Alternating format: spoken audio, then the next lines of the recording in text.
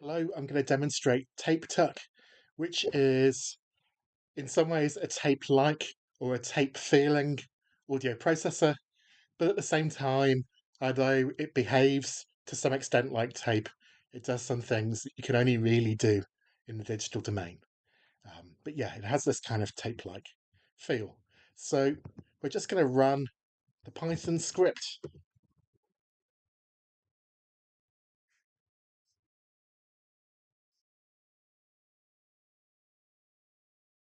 and load the app. And I'm just going to make the app full screen. Going to load an audio file in there. Any kind of WAV will do. And I'm going to use something from Radiohead's Nude collection, which they made freely available at the time. And I'm going to use one of the drum stems. It doesn't really matter which one. I'll pick drum stem number 5. We can see the waveform there. We can zoom in if we need to take a closer look. And if we like, we can drop markers manually. Equally, we can also auto-detect where the beats are, or we can do a mixture of the two. Once we've detected where the beats are or manually added our markers, our audio file is effectively a series of slices. So if you've used the old recycle software or something like that, this bit might be familiar. But from there, each slice can run at a different speed, and changing speed will also change the pitch of that slice. So if we double the pitch of the second slice between here and here, that will shift it up by an octave. If we halve the speed of the third slice from here to here, that will run at half speed, but also its pitch decrease by an octave, and anything in between. So I think we can shift up by 2 octaves or down by 2 octaves currently as the maximum and minimum shift. We can also make any section play in reverse. So I'm just going to change some speeds, set some things to reverse, and I can choose to record at this point, or I can just press play.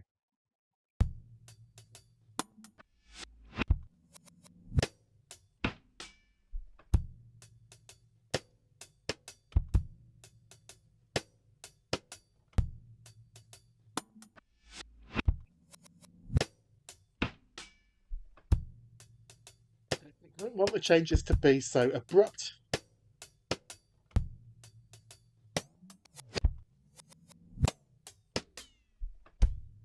We can make the thing speed up and slow down according to a more tape-like model with inertia applied. We've also got an anti-click setting with a threshold in case we're getting any more pops and cracks and so on from our cuts that we don't want. But we can also add a little bit of tape effect, a little bit of wear and flutter in there. We can add some splice effects so we get a thump on each splice like we would with real tape, and we can change how much inertia has been applied. So a lot, you can hear the thing gliding up and down in speed. There's very little, just a tiny bit of smoothing in the speed of playback. We can change the speed of the thing while it's playing. It's not quite fun.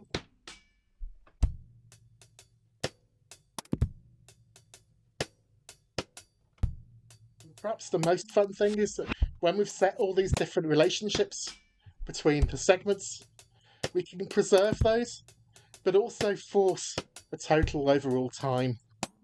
So if we want the entire sequence to play in 5 seconds, we can fit to target time.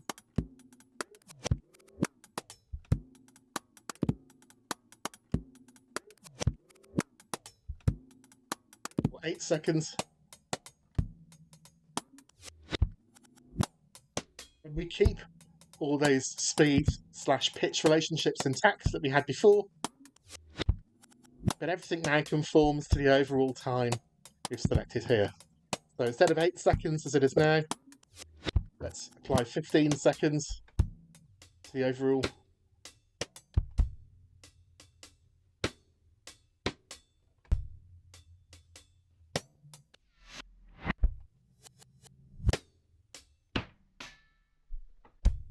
Or 3 seconds.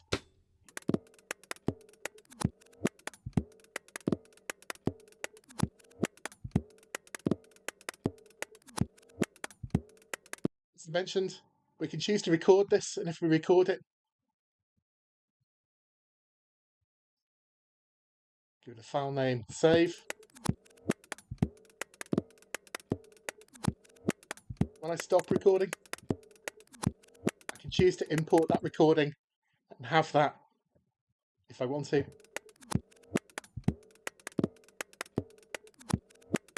Let's start all over again with that.